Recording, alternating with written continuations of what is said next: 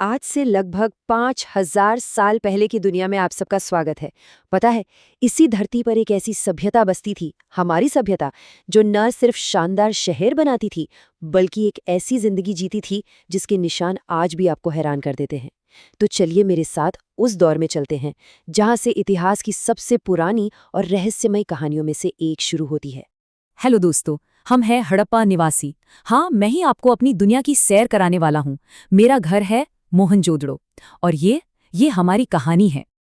अब ये समय चल रहा है 2600 ईसा पूर्व के आसपास का। तो आइए मेरे साथ चलिए और देखिए कि हम कैसे जीते हैं, हम क्या सोचते हैं और कैसे हमने एक ऐसी दुनिया बनाई जो अपने समय से सच में बहुत आगे थी। हमारी दुनिया, हमारी सभ्यता, ये दक्षिण एशिया के उस हिस्से में फैली हुई है जिसे आज आप लोग पाकिस्तान और पश्चिमी भारत कहते हैं। और आपको ये जानकर हैरानी होगी कि इस वक्त हम मिस्र, मेसोपोटामिया और चीन जैसी बड़ी सभ्यताओं से भी कहीं ज्यादा बड़े और व्यवस्थित हैं। हमारी असली सफलता हमारे आकार में नहीं, हमारी सोच में है। देखो, हमारे लिए तो ये आज की सच्चाई है, लेकिन आपके जमाने में हमारी कहानी हजारों साल बाद फिर से खोजी गई। जरा सोचिए, 1920 में जब भारतीय पुरातत्व विभाग ने यहाँ खुदाई शुरू की होगी, तो हमारे शहर हड़प्पा और मोहनजोदाड़ो को देखकर उन्हें कितनी हैरानी हुई होगी। और फिर 1924 में डायरेक्टर जनरल जॉन मार्शल ने पूरी दुनिया के सामने हमारी इस खोई हुई दुनिया की घोषणा की। चलिए अब मैं आपको अपनी सबसे बड़ी उपलब्धि दिखाता हूँ, हमारे शहर। ये सिर्फ बस्तियां नहीं हैं, नहीं, ये भविष्य की सोच पर बने इंजीनियरिंग के, आप कह सकते हैं, नायाब नमूने हैं। हमारे ज्यादातर शहर, जैसे मेरा शहर मोहनजोदड़ो, दो हिस्सों में बटे हैं। ये देखिए, यह है पश्चिमी हिस्सा, जिसे हम नगर दुर्ग कहते हैं। ये एक ऊंचे स्थान पर बना है। शायद यहाँ ऊंचे दर्जे के लोग, मतलब प्रशासक वगैरह रहते हैं। और ये है पूर्वी हिस्सा, निचला नगर, जो कहीं ज्यादा बड़ा है। यहाँ हम जैसे आम लोग रहते हैं। कारीगर, व्यापारी, ये सिर्फ एक डिजाइन नहीं है, ये हमारी समाज का आईना है। और हमारी सबसे खास बात वो है हमारा ग्रिड सिस्टम। देखिए, हमारी गलियां पूरी तरह सीधी हैं और एक दूसरे को ठीक 90 डिग्री के कोण पर काटती हैं। ये कोई इत्तेफाक नहीं है, ये एक मास्टर प्लान है। एक ऐसी सोच जो उस वक्त दुनिया में आपको कहीं और देखने को नहीं मिलेगी।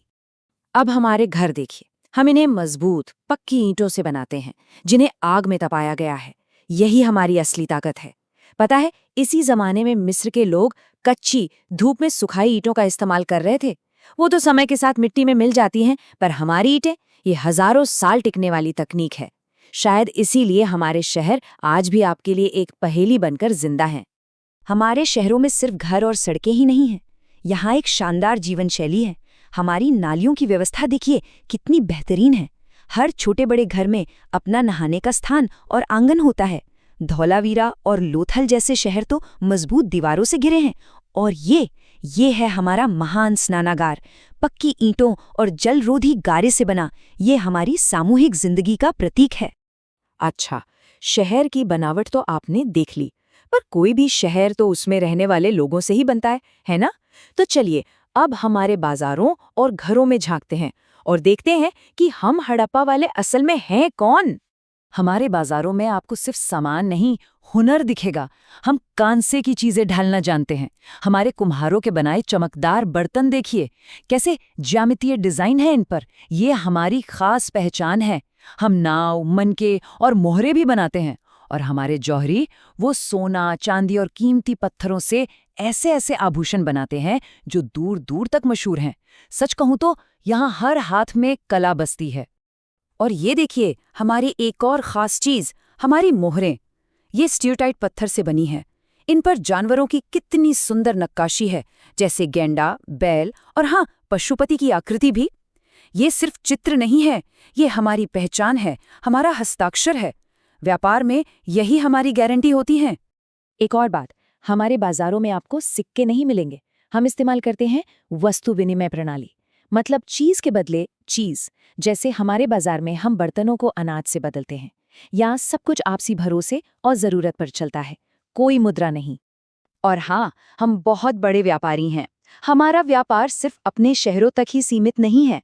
हमने तो उत्तरी अफगानिस्तान तक अपने व्यापारिक ठिकाने बना रखे हैं ताकि मध्य एशिया से संपर्क बना रहे। और ये लोथल, ये हमारा सबसे बड़ा समुद्री व्यापार केंद्र है। यहीं से हमारे जहाज समंदर के रास्ते मेसोपोटामिया तक जाते हैं। अच्छा, आपने हमारी जिंदगी तो देख ली, लेकिन हमारी दुनिया के कुछ हिस्से ऐसे भी हैं जो शायद आपके लिए हमेशा एक पहेली ही बने रहेंगे। कुछ ऐसे सवाल जिनके जवाब हमारी खामोश मोहरों और टूटी-फूटी मूर्तियों में कहीं दबे हुए हैं। हमारी अपनी एक लिपि है, आप इसे हमारी मुहरों पर देख सकते हैं। ये हमारी भाषा है, हमारी कहानियां, हमारे कानून, सब कुछ इसमें है। लेकिन इसकी आवाज आप तक नहीं पहुंची। आपके विद्वान आज तक इसे पढ़ नहीं पाए हैं, और शायद इसीलिए हमारी शासन प्रणाली आज भी आपके लिए एक बड़ा रहस्य बनी हुई है। तो फिर सवाल ये उठता है कि हम पर शासन कौन करता था, कौन चलाता था इतने बड़े और व्यवस्थित शहरों को?